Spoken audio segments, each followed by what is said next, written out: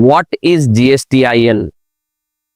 GSTIN क्या होता है? देखिए, आप समझिए, भारत में व्यापारियों को जीएसटी में रजिस्टर्ड होना होता है। उसकी एक लिमिट होती है कि भाई उनका टर्नओवर एक लिमिट को क्या कर जाए, क्रॉस कर जाए। तो जब कोई व्यापारी जीएसटी में क्या होता है, रजिस्टर्ड होता है, तो उसको एक यूनिक नंबर दिया जाता है जिसको ही हम GSTIN कहते हैं। याद रखिएगा, जीएसटी आइडेंटिफिकेशन नंबर। ये 15 डिजिट का होता है और इसमें उस व्यापारी का पैन नंबर भी होता है। देखिए, GSTIN को समझना बहुत आसान है। जैसे मैं एक GSTIN का एक सैंपल लिख रहा हूं यहां पर।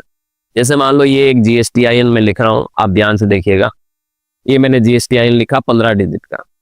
GSTIN को समझना भी बहुत आसान होता है। जो पहले 2 डिजिट होते हैं उससे आपको ये पता चल जाता है कि वो व्यापारी कौन से राज्य में रजिस्टर्ड है, क्योंकि पहले 2 डिजिट स्टेट कोड होते हैं। जैसे 08 है तो राजस्थान में रजिस्टर्ड है।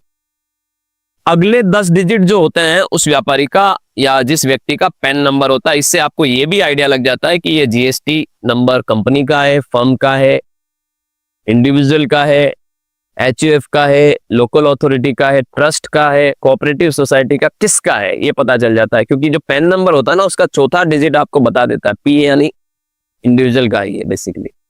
और फिर जो आपका एक डिजिट यहाँ पर देखने को मिल रहा है, ये नंबर ऑफ बिजनेस प्रीमाइसेस को डिस्प्ले करता है। यानी आपने अपने जीएसटी नंबर लेते वक्त कितनी प्लेस ऑफ बिजनेस बताए। तो नंबर ऑफ बिजनेस प्रीमाइसेस, इससे आपको ये पता चल जाता है कि आपकी बिजनेस में कितना प्रीमाइसेस को आपने जीएसटी रजिस्ट्रेशन के वक्त रजिस्टर्ड किया है। और ये जो जेड आपको दिख रहा है, ये बाय डिफॉल्ट है। मतलब आप समझिए, ये आपको फिक्स है, यही आएगा यहाँ पर 14वां डिजिट।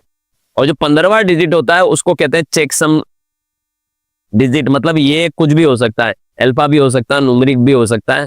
तो ये ऑटोमेटिक आपको अलर्ट होता है। तो मतलब सीधी सी बात है कि GSTIN क्या होता है भैया? GSTIN एक 15 डिजिट का जीएसटी रजिस्ट्रेशन नंबर है। हर उस व्यक्ति को मिलता है जो जीएसटी में रजिस्टर्ड होता है, और स्टेट वाइज रजिस्ट्रेशन जीएसटी में होता है, ये भी ध्यान रखना है। तो अगर आपके मान लो 4 राज्यों में व्यापार है तो आपने 4 जीएसटी नंबर लेने पड़ेंगे। तो स्टेट वाइज रजिस्ट्रेशन होते हैं, हर राज्य का जीएसटी नंबर आपका अलग होगा।